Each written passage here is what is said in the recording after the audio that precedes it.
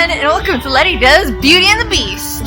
So, it's finally happening, I'm finally doing it, and I'm gonna go see Beauty and the Beast. I am so excited for this movie. I mean, Dan Stevens and Emma Watson. Oh my gosh, and Gaston looks beautiful as well. This looks like it's going to be amazing. So I'm gonna go in right now. I am going to buy my tickets, and I'll see you in a minute.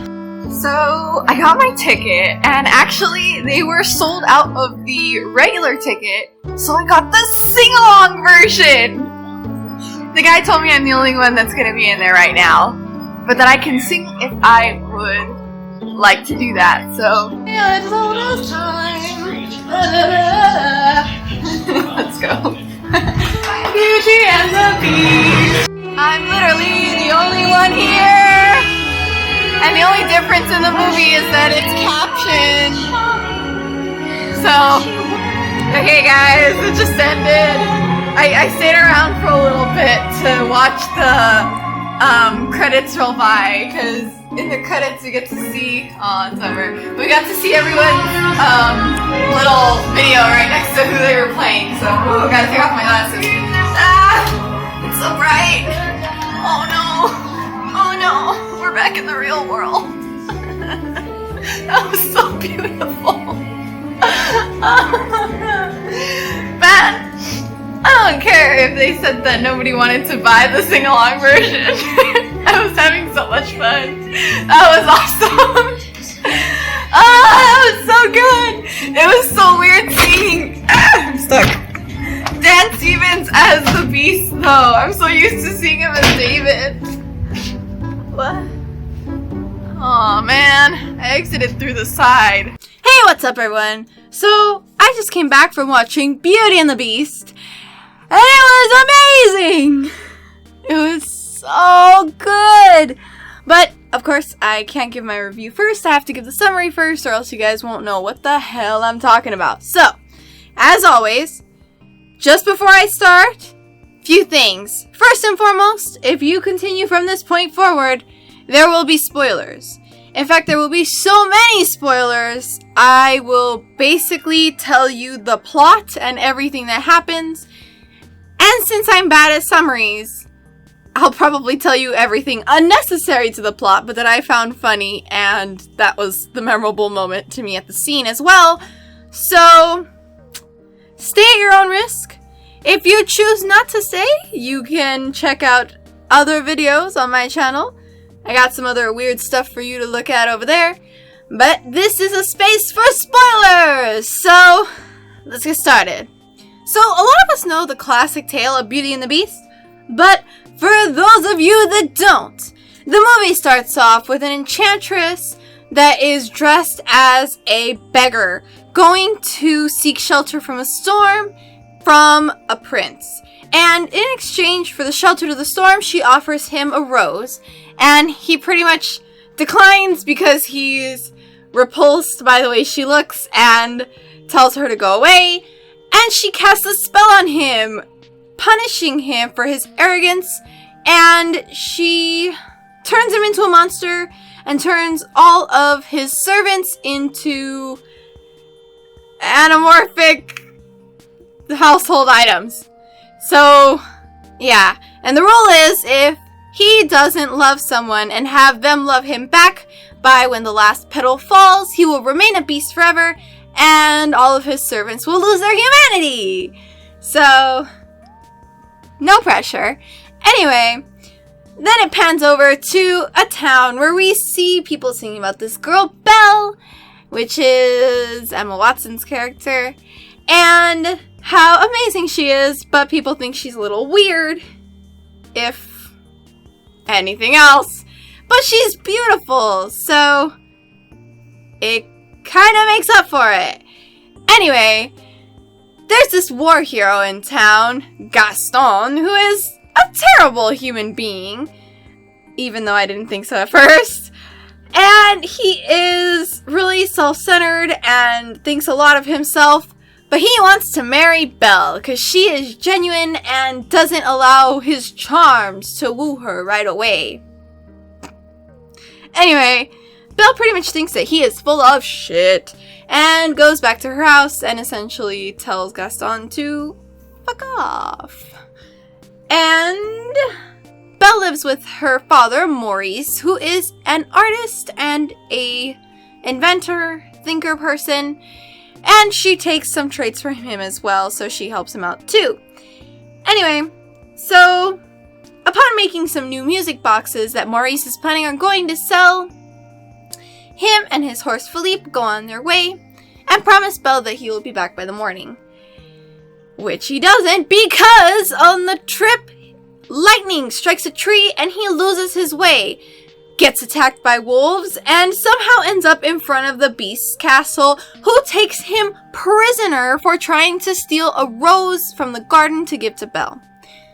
Philippe manages to escape and bring Belle back to where Maurice is being held, and Belle rides Philippe all the way back to the castle, pleads with the Beast to let them switch places, and Maurice goes back to the village while she is in the castle with the Beast. Maurice goes back to the village and tries to convince people that a beast took his daughter and is holding her captive. But nobody believes him, except for Gaston, who doesn't really believe him. But I mean, if he wants to win his daughter's hand in marriage, he tries to be nice, even though he's not very good at it. Anyway, all the meanwhile, Belle is like thinking about ways to escape, and she's very headstrong, and she's very determined to get the fuck out of the castle from her captor and go home. But different circumstances make it so that she can't leave. And all the household items are kind of secretly trying to keep her there against her will in hopes that she can fall in love with the Beast and break their spell. But you know, they're all nice to her, so it's cool. After some awesome dinner dance sequences from the Plates and Lumiere and everyone else, Belle is a little more open-hearted in trying to understand and love the Beast. So they get closer and their bond gets stronger, and eventually they're very comfortable with one another and make jokes, and Beast falls in love with Belle. However, Maurice is trying to take Gaston to save his daughter when Gaston essentially loses patience when Maurice can't find the way back because the tree magically healed itself. And he ties Maurice to a tree, leaving him for death. A beggar woman comes by and unties him, heals him up, and eventually they go back to the village, where he accuses Gaston of trying to murder him. And nobody believes him. And they all think he's crazy for talking about a beast that has his daughter and then being with beggar women, which are considered kind of crazy too.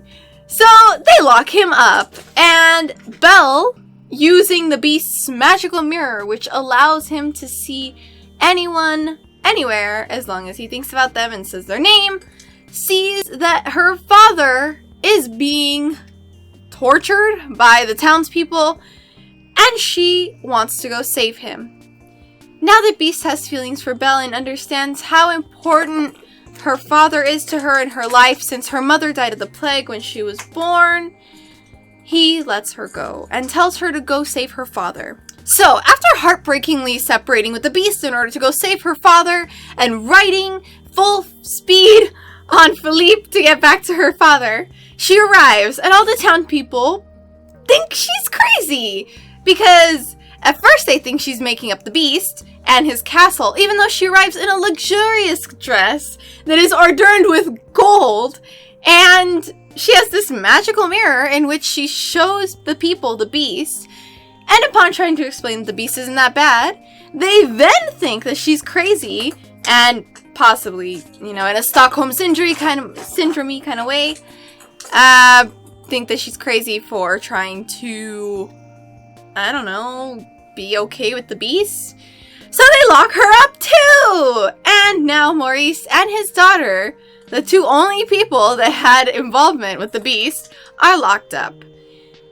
Gaston, on the other hand, has found new interest in this beast and thinks that the beast needs to be killed, even though he has never met the beast, doesn't know about it doing anything wrong, and doesn't really see any gain to it other than killing the beast. But he convinces all the town people to go and try to kill the beast. They arrive and break down the castle doors, but all the dishes, all the chairs, everything is willing to fight back. So in the battle sequence, where everyone is fighting against furniture and cutlery, Beast is up on the tower, feeling really heartbroken and not really involving himself in the fight. And Belle and Maurice are still locked up, but they manage to pick the lock and escape, and then Belle rides back on Philippe to the Beast's castle in order to warn the Beast and save the Beast. In the fighting sequence, one more thing, Le Fou, which is Gaston's right-hand man, best and oldest friend, greatest companion, gets trapped under a piano, in which Gaston doesn't help him and just leaves him there to die because he has to go deal with the Beast and that's more important. So Le Fou decides to switch sides and help out the Beast instead. So, good on him. But anyway, yeah, the Beast is now fighting with Gaston, and with no reason or explanation whatsoever, Gaston's just very determined to kill him and shoots the Beast. And the Beast is getting more depressed because Belle isn't showing up, but then Belle shows up, and Beast is very determined to live and be with Belle. Then he gets shot 2 more times and is now bleeding out on the floor, dying. But luckily, so's Gaston, because everything he was standing under crumbled and he pummeled to his death. So, with the Beast's dying breath, he tells Belle to go live her life and to be happy, and pretty much he was glad that he met her, and he wishes they could have been together or something. And Belle is crying and professing her love, but the Beast is already dead. Luckily for Belle, the Enchantress from the beginning of the movie somehow makes it all the way up to the highest point of the tower to save the Beast, because she hears Belle profess her love for Beast. And, you know, even though the contract thing's already over and he's already dead, she magically turns back time and Beast comes back to life, and then he transforms into this grisly looking prince played by Dan Stevens. So I guess he's handsome, prince, charming now. Whatever. She said he wasn't in the song. Anyway, and then they live happily ever after, because everyone that was a furniture piece or, you know, a mantle or whatever gets turned back into a human and they get to be with one another. There's a dance sequence. Le Fou is hinted to be gay. It's all amazing. Everything goes back to the way it was. Minus Gaston, because he's dead. But it's pretty great. And yep, that was the end of the movie. During the title credits, or ending credits, we also got some really cool, just like, you know, standing ovation type things where everyone has their own little segment of video with their name next to it, which I really enjoyed. So yeah, overall, this was a great movie. Like, I went in and I was going to buy a ticket for the regular showing. They were sold out. Bought a ticket for the sing-along version, which I ended up liking probably better than had I gone to the original one, because the theater was completely empty. So I could laugh, I could cry, I could scream why into the void and have no one answer me, but man, it was so good. They had so many aspects from the animated movie itself, some parts look like as if they almost copied the entire scene and made the actors move as if the characters did. You know, except for that one weird scene during Gaston's song where he talks about eating a bunch of eggs and then he, like, throws a bunch of eggs into the air and they go down his throat. That was weird, and I'm glad they left that out. But all the other sequences, everything else, it's like they took the original version and they bumped that shit up using effects, using awesome music. It was phenomenal. The Be Our Guest scene, I had high expectations for it because I wanted it to look like the animated version. It was that and so much more. I had like no idea how to explain how amazing that was for me. So I don't know if I thought this movie was so amazing because, you know, it had Emma Watson, it had Dan Stevens, and, you know, it also played on my nostalgia factor that was elevated to a very high level, seeing everyone sing and dance and talk about love. So I give it 2 big thumbs up and at least 9 shaggies, but he's had a rough day, so I'm not gonna jiggle him around. And if you haven't gone to seen it, you totally should. But yeah, for right now, that is all I got for you. So thank you so much for liking and subscribing, and I'll see you next time. Bye! Hey everyone, and thank you so much for watching this video. If you like what you saw, you can subscribe to my channel by clicking that circle button over there. Or you can check out some more of my stuff over here. I also got a Patreon set up that you can find by clicking that square button down there. See you later. Goodbye! Goodbye! They're so cute.